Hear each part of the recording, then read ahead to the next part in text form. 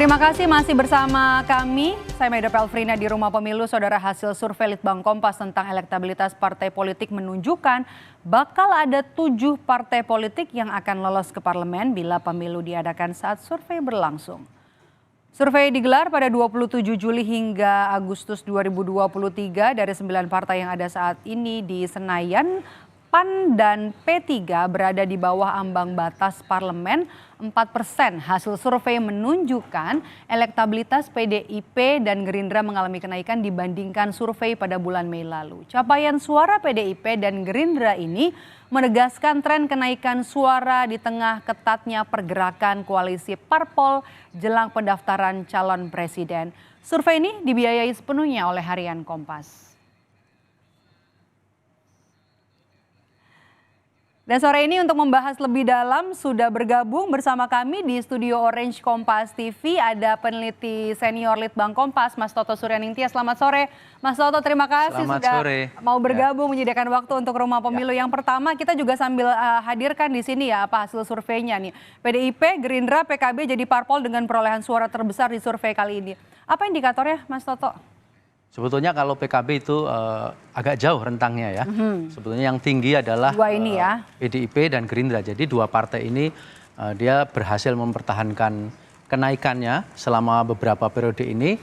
Dan bahkan kalau Gerindra ini kalau kita ukur dia angkanya tertinggi dalam survei kami ya. Sejak Januari 2015. Jadi sejak kira-kira 8 tahun yang lalu. Untuk PDIP dia tertinggi sejak Oktober tahun lalu. Jadi dia hampir menyamai 25% itu angka di survei kami, elektabilitas di survei kami itu di awal periode kedua. Karena biasanya awal periode kedua kan ada euforia ya, itu sudah hampir mencapai. Awal periode kedua pemerintahan Jokowi Widodo. Ya, jadi pemilu 2019. Ini sebenarnya kan data untuk bulan hasil survei untuk bulan Agustus ya. Betul. Kalau untuk bulan Mei-nya sebenarnya tidak terpaut jauh untuk PDI Perjuangan. Ya 23,3 jadi 24,4. Kemudian juga Gerindra dari 18,6 naik 18,9 gitu. Kalau indikatornya tadi apa aja sih Mas Toto? Pertama trennya ya. Trennya dia meskipun agak fluktuatif itu dia naik terus dan ini tertinggi untuk Gerindra ya.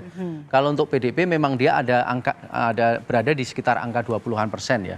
Dan sekarang naik. Tapi ini kan kita harus melihatnya juga bahwa PDIP taruhlah bulan-bulan Maret, April kemarin kan mengalami bumping proses.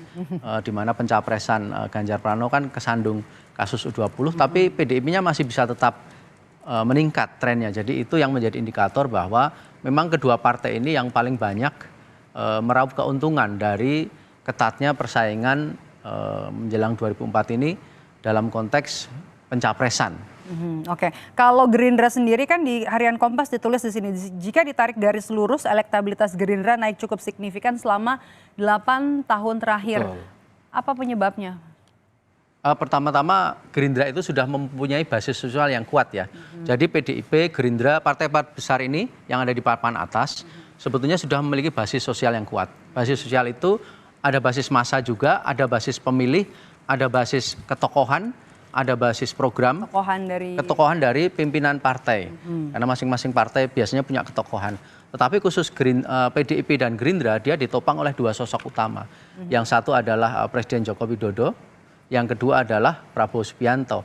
Nah, ketika Presiden Joko Widodo ini pemerintahnya diapresiasi, kemudian juga sosoknya dicitrakan baik, rupanya itu sejalan dengan yang terjadi di dalam elektabilitas partai yang mendukungnya. Demikian juga Prabowo Subianto dan Gerindra. Ini yang kita lihat. Ini agak berbeda misalnya dengan sama-sama partai papan atas, tetapi misalnya PKB, Golkar, dan ada satu lagi sebetulnya Demokrat. Jadi ketiga partai ini saling bertukar posisi di dalam beberapa survei kami yang terakhir. Ada kalanya kemarin Demokrat yang nomor 3, ada kalanya Golkar yang nomor 3.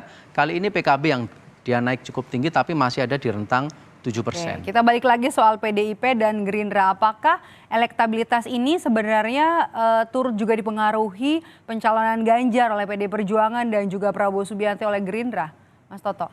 Kalau dilihat dari elektabilitas Ganjar yang dalam survei ini juga naik, itu sejalan. Sejalan dengan partai. Ya, pertama itu. Yang kedua juga sejalan dengan komponen terbesar atau komposisi terbesar dari pemilih PDIP itu memilih Ganjar, ada sekitar 62%. Sama juga komposisi dari Gerindra. Jadi Pak Prabowo juga naik tipis, Gerindra juga naik tipis. Komposisinya juga sama, 62-63% itu pemilih Gerindra itu memilih Prabowo Subianto. Jadi di sini istilahnya straight ticket voting. Jadi apa yang dipilih oleh partai politik dalam ini capres yang direkomendasikan, yang didukung, yang diusung, itu juga didukung oleh para pemilihnya. Dan ini kita lihat di dalam dua partai ini. Ini berbeda dengan misalnya PKB, Golkar, dan Demokrat, di mana kita mau bahas papan tengah nanti habis straight ini. Tiket votingnya lebih rendah. Oke, kita akan geser ke papan tengah, partai ada di papan tengah yang ada di parlemen, Demokrat, PKS, dan juga Partai Nasdem.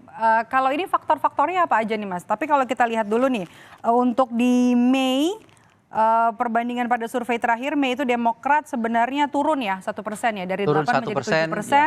Kemudian PKS juga PKS naik tinggi Naik dari tinggi 3,8 ya. jadi 6,3. Dan juga Nasdem sedikit turun dari Ya. 6,3 jadi 5,9. Apa Ya. faktor-faktornya Mas?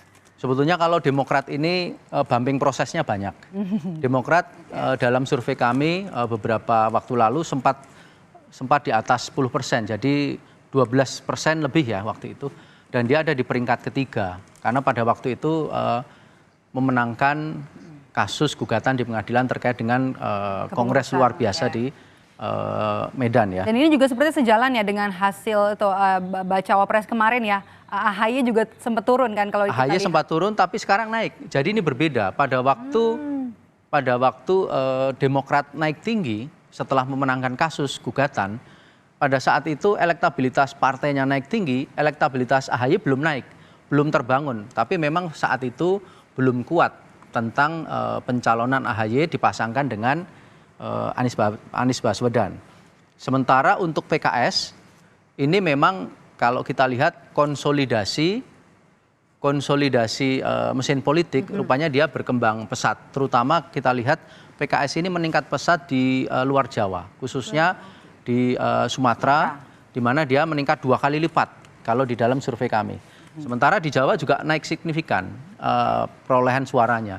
Kemudian untuk Nasdem memang dia sedikit turun, itu sama juga dengan. Padahal jadi partai yang pertama mendeklarasikan capres ya. Betul, dia sempat naik, pada saat itu sempat naik tinggi Nasdem setelah mendeklarasikan Anies Baswedan.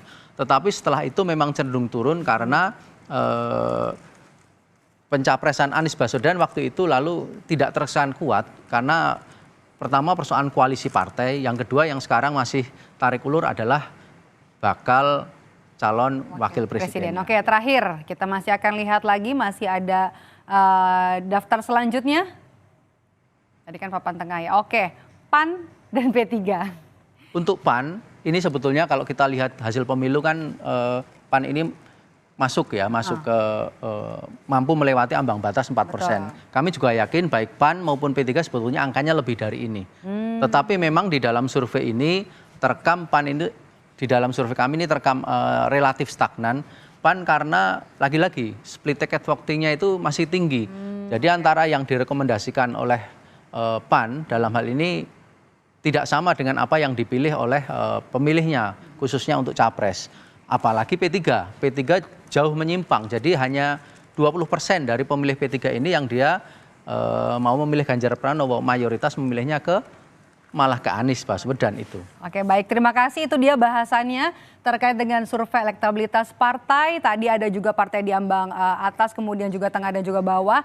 Mudah-mudahan nanti kita masih tunggu ya. Kita masih nantikan, masih 2 bulan lagi jelang pendaftaran. Dan masih akan ada nanti survei-survei lainnya dari Litbang Kompas yang sepenuhnya dibiayai oleh Harian Kompas. Terima kasih peneliti senior Litbang Kompas, Mas Toto Suryaningtya sudah bergabung bersama kami di Rumah Pemilu hari ini.